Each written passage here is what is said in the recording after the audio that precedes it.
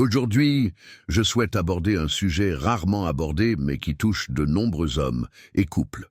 En vieillissant, notre corps subit des changements et l'un d'entre eux peut être une réduction de la taille du pénis.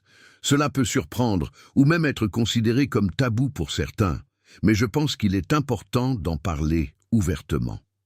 Comprendre ces changements nous aide à réaliser que le vieillissement n'est pas quelque chose à craindre, mais quelque chose à accepter avec sagesse. Comme toute autre partie du corps, le pénis subit également des changements avec l'âge, ce qui peut entraîner des sentiments d'insécurité, de frustration ou de confusion. Cependant, grâce à l'expérience de mon mari et de moi-même, nous avons appris que ces changements ne doivent pas nécessairement être un obstacle à l'intimité et au plaisir.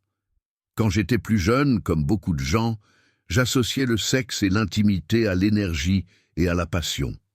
Je me souviens du moment où j'ai rencontré l'homme de mes rêves. Sa confiance et son charisme étaient captivants.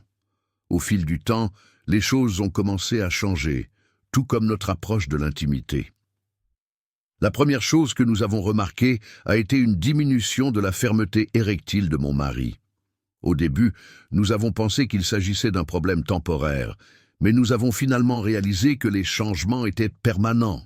Nous avons également commencé à remarquer une réduction de la taille du pénis, ce qui est devenu un nouveau défi pour nous en tant que couple.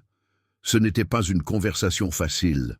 Mon mari, qui avait toujours été sûr de lui, a commencé à éviter le sujet du sexe, se sentant gêné. Cela m'a brisé le cœur car notre amour et notre connexion ont toujours été plus importants que les aspects physiques. Voulant le soutenir, j'ai décidé de m'informer sur le sujet. J'ai appris que les changements liés à l'âge, comme la baisse des niveaux d'hormones, la perte d'élasticité des tissus et la réduction du flux sanguin, sont des processus tout à fait naturels. En comprenant cela, j'ai rassuré mon mari en lui disant que ce qui comptait pour moi, c'était lui en tant que personne et non ses attributs physiques. Cette conversation a été un tournant. Nous avons commencé à nous concentrer davantage sur l'intimité émotionnelle et à trouver de nouvelles façons de profiter de notre temps ensemble. De longs câlins, des baisers doux et des moments ludiques ont remplacé les formes traditionnelles d'intimité. Petit à petit, mon mari a repris confiance en lui en acceptant son corps tel qu'il était. La véritable intimité, c'est la façon dont nous prenons soin de l'autre et nous soutenons, surtout dans les moments difficiles. La pression sociale qui pousse les hommes à toujours donner le meilleur d'eux-mêmes peut être écrasante, mais je veux que chaque homme sache que sa valeur ne se définit pas par des traits physiques. Il s'agit de la façon dont vous aimez, nourrissez et construisez une connexion avec votre partenaire. Avec l'âge, l'intimité peut devenir encore plus riche et plus significative. Nous avons appris à apprécier chaque contact, chaque sourire et chaque moment ensemble. Au lieu de nous inquiéter des changements, nous avons choisi de les accepter avec gratitude, en les considérant comme un symbole de l'amour que nous avons préservé au fil des ans. Mon mari a commencé à voir son corps et sa masculinité différemment. Il a réalisé que la taille du pénis n'est qu'un trait physique, qui, comme beaucoup d'autres, évolue avec le temps. Lorsqu'il a abandonné les attentes irréalistes imposées par la société, j'ai vu sa confiance revenir.